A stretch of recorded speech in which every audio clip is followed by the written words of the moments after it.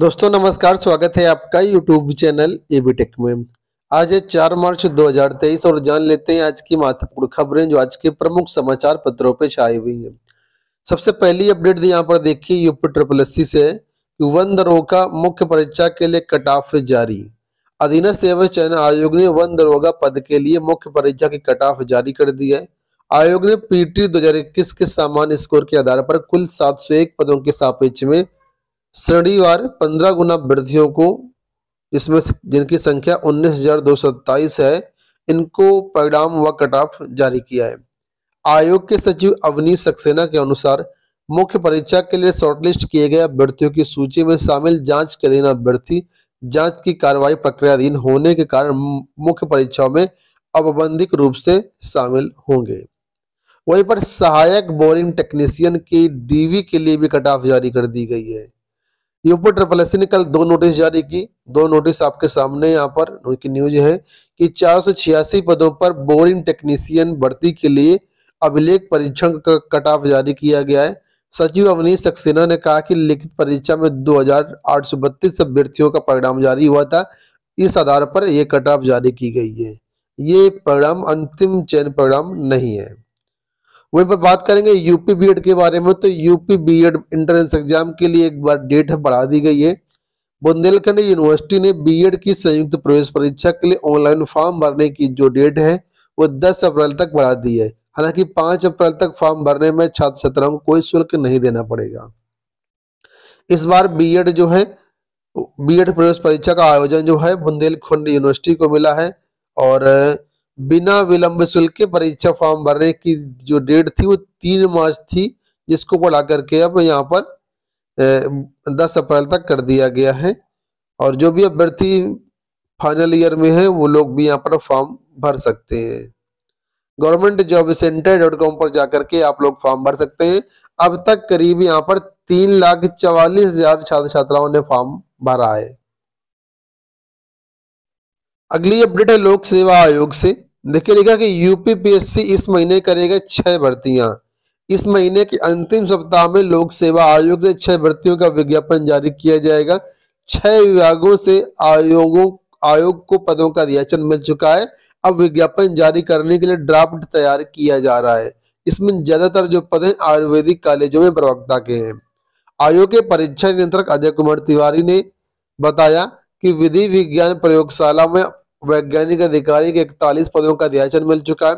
इसकी भर्ती का विज्ञापन महीने के अंतिम सप्ताह में जारी किया जाएगा। ऐसे ही राजकीय आयुर्वेदिक कॉलेजों में 127 प्रवक्ताओं की भर्ती होनी है। इसमें शल्य तंत्र, शरीर रचना, रोग निदान और भी कई सारे पद यहाँ पर हैं। तो कुल मिलाकर के मेडिकल सेक्टर के अंतर्गत ये आपका 6 विज्ञापन जारी होने हैं। लोक सेवा आयोग से एक और अपडेट है कि प्रतियोगी छात्रों ने आयोग के बाहर किया प्रदर्शन। प्रतियोगी छात्रों ने शुक्रवार को लोक सेवा आयोग के बाहर प्रवक्ता और सहायक अध्यापक भर्ती का विज्ञापन जारी करने को मांग को लेकर के प्रदर्शन किया। प्रतियोगी छात्र मोर्चा के अध्यक्ष विकी खान ने बताया कि राजकीय इंटर कॉलेजों में प्रवक्ता और सहायक अध्यापकों के पदों पर भर्तियां होनी है, लेकिन अब तक आयोग ने इसका विज्ञापन जारी नहीं किया है। अभ्यर्थियों को इस भर्ती का इंतजार है। उन्होंने ज्ञापन आयोग के चेयरमैन को सौंपा। तस्वीरें यहाँ पर आप लोग देख सकते हैं। पीसीएस 2023 के लिए प्रारंभिक परीक्षा का नोटिफिकेशन जारी कर दिया गया। ऑनलाइन आवेदन शुरू हो चुके हैं। आप लोग यहाँ पर जो है 3 अप्रैल तक पंजीकरण कर सकते हैं। फॉर्म कैसे भरना इसका डिटेल्ड वीडियो हमने बना दिया है। वीडियो के डिस्क्रिप्शन में आपको लिंक मिल जाएगा। उस वीडियो को क्लिक करके आप लोग जो पीसीएस का फॉर्म भर सकते हैं बिना कोई गलती करे। इस बार जो पीसीएस परीक्षा होगी बदले पैटर्न पर कराई जाएगी। मेंस का आप लोग जानते हैं परीक्षा पैटर्न बदल दिया गया है। हालांकि मेंस का अभी जो ऑप्शनल सब्जेक्ट है उसका डिटेल्ड सिलेबस जारी नहीं किया गया है, वो लोक सेवा आयोग बाद में जारी करेगा। लेकिन ये बता दिया कि वैकल्पिक विषय की जगह अब यहाँ पर जो है यूपी आधारित 2 नए प्रश्न पत्र जोड़े जाएंगे और इसका जो पाठ्यक्रम होगा वो लोक सेवा आयोग बाद में जारी करेगा। ठीक है।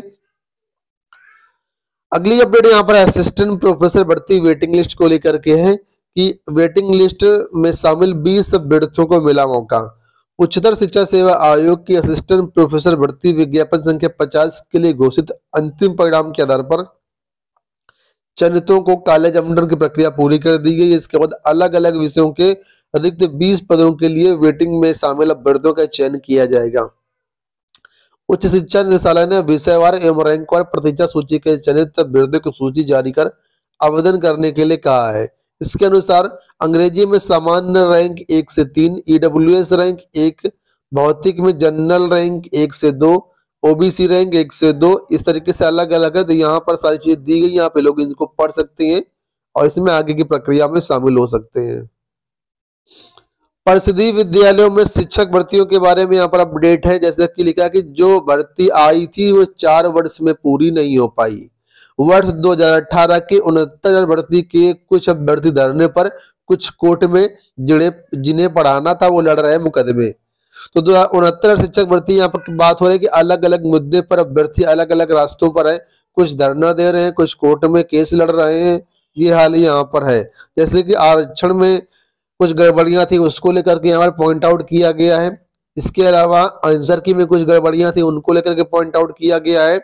और हालांकि एक अपडेट यहाँ पर ये है कि जो आंसर की वाला विवाद था, इसमें जो अभ्यर्थी यहाँ पर धरने पर बैठे थे, इन्होंने धरना प्रदर्शन खत्म कर दिया है, क्योंकि जो इनकी मांग थी वो कल पूरी कर दी गई है। अब क्या मांग थी देखिए, लिखा है कि बेसिक शिक्षा परिषद की 69 शिक्षक भर्ती में 1 अंक से मेरिट सूची से वंचित पात्र याची अभ्यर्थियों की सूची उत्तर प्रदेश परीक्षा प्राधिकारी पीएनपी सचिव अनिल भूषण चतुर्वेदी ने फाइनल करके बेसिक शिक्षा परिषद को भेज दी है। इन अभ्यर्थियों से हाईकोर्ट के आदेश पर पीएनपी सचिव ने ऑनलाइन आवेदन लिए थे।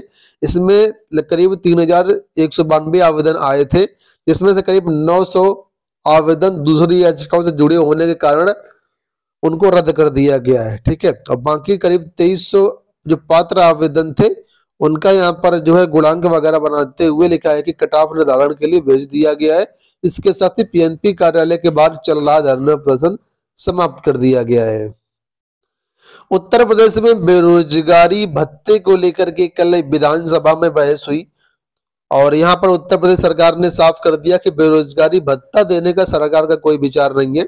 विधानसभा में बोले श्रम मंत्री अनिल राजभर, कहा कि 5278 रोजगार मेले आयोजित कर 7,46,878 युवाओं को रोजगार दिया गया और यहाँ पर सरकार जो बेरोजगारी भत्ता देने पर कोई भी विचार नहीं कर रही है।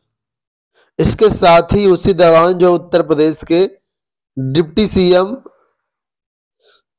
केशव प्रसाद मौर्य ने कहा कि कोई भी सरकार हो सबको नौकरी नहीं दे सकती है। तो फिलहाल उसी के बारे में यहाँ पर अपडेट है कि विधान परिषद में शुक्रवार को नेता सदन केशव प्रसाद मौर्य ने कहा कि बेरोजगारों को काम उपलब्ध कराने के लिए सरकार ने कई कदम उठाए हैं, लेकिन सबको नौकरी सरकार नहीं दे सकती है। ना तो आप दे सकते थे और ना ही हम दे सकेंगे। तो उत्तर प्रदेश सरकार का साफ तौर पर कहना है कि हम सबको नौकरी नहीं दे सकते। और बाकी आपका क्या कहना है कमेंट बॉक्स में जरूर बताइएगा। और यहाँ पर लिखा है कि शिक्षकों के अंतर जनपदीय तबादलों पर फिलहाल कोई फैसला नहीं।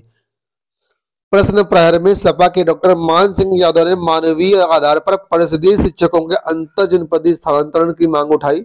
इस पर बेसिक शिक्षा मंत्री संदीप सिंह ने कहा कि शिक्षकों का पद जिला कैडर का है, फिलहाल अंतर जनपदीय स्थानांतरण का कोई विचार नहीं है।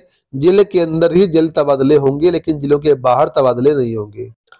जिन अभ्यर्थियों ने सीटीटी परीक्षा दिया था उनका परिणाम कल जारी कर दिया गया है और इनकी जो मार्कशीट है डिजी लॉकर पर जल्द ही उपलब्ध करवा दी जाएगी। governmentjobcenter.com पर ये जो रिजल्ट है अवेलेबल है, आप लोग यहाँ पर चेकआउट कर सकते हैं। यहाँ पर देखिए कितने अभ्यर्थी क्वालिफाई किए गए, तो यहाँ पर इसका पूरा डेटा दिया गया है। लिखा है कि सीटीटी के पेपर 1 में कुल 17 लाख अभ्यर्थी पंजीकृत थे। 17 लाख में से करीब 14 लाख ने यहाँ पर परीक्षा दी थी, जिसमें से 5,79,844 अभ्यर्थी सफल घोषित किए गए हैं। जबकि पेपर 2 यानी जूनियर की बात कर लेते तो 15,39,000 अभ्यर्थी यहाँ पर पंजीकृत थे। 12,76,000 अभ्यर्थी पंजीकृत इसमें परीक्षा दिया और 3,76,000 अभ्यर्थी यहाँ पर सफल घोषित किए गए हैं। अगली अपडेट यहाँ पर है कि सिपाही के 2500 पदों पर खिलाड़ियों की भर्ती जल्द।